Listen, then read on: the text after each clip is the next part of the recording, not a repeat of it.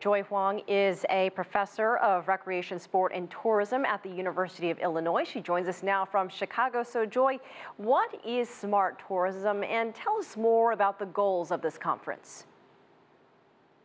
Well, I think smart tourism, first, thank you for having me here. The smart tourism, from our research, we look at how the tourism business has been managed to use all the big data and all the new technology, and also how our tourists are using all this new technology to affect their behavior. So for example, we can see that big data has been used by the supplier side, that they look at how the tourist has been moving to the different places. And it's easily, we can see also how tourists can use the different type of the hotels and go to what kind of restaurants.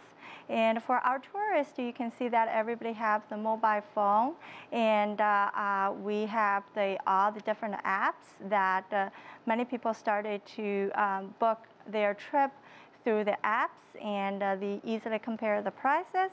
And our tourists, many tourists now have VR glasses at their home.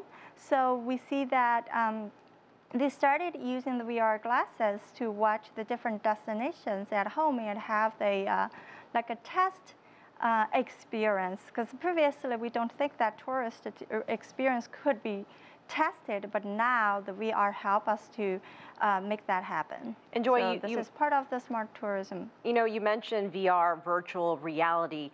We know that the Forbidden City in Beijing uses this already. We've also heard of apps. You mentioned apps.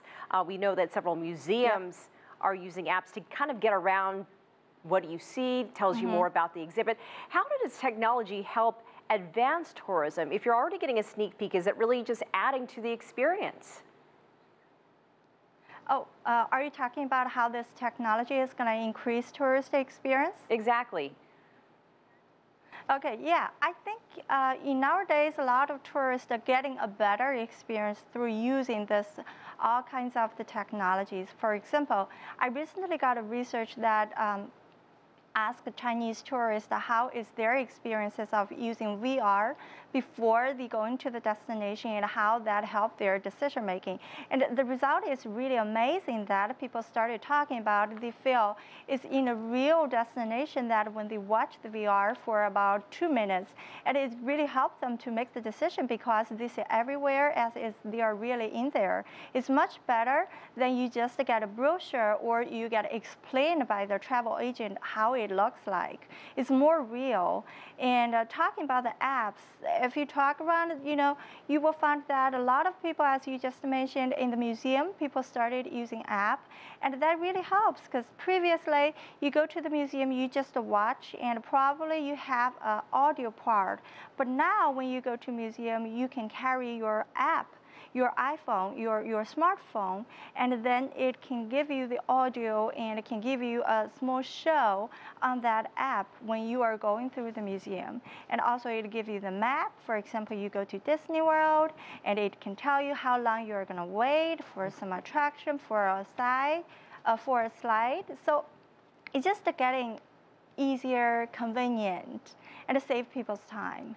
Not mentioning about the sharing economy, Airbnb and Uber, that are getting people easily and more access to know the local residency and the local culture. I think this is a new trend that people started get away from the sightseeing and are more curious and wanted to know how the local culture looks like, how people make a living in the local community. And these are all helping. I forgot about those Disney World apps. That is very important for parents.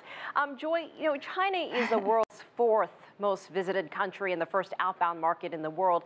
How is China prioritizing tourism as a driver for development, keeping in mind that this can really drive parts of the economy?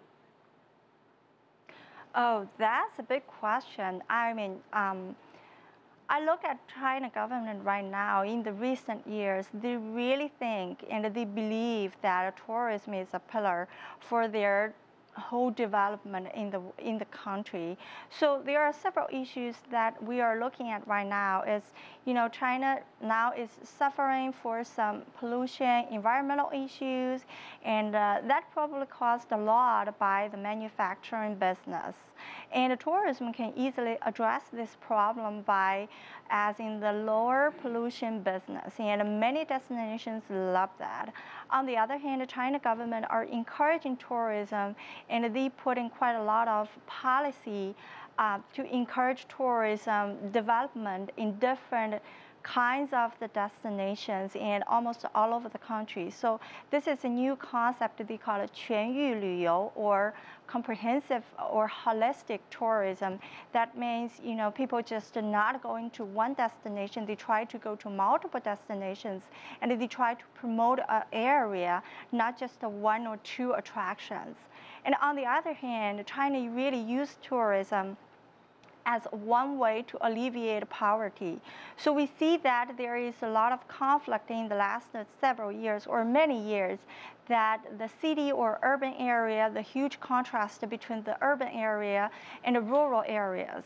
And in the last a couple of years, China government spent a lot of money and effort and encouragement to do the pro-poor tourism, try to develop tourism in rural destinations and encourage tourists to go in there.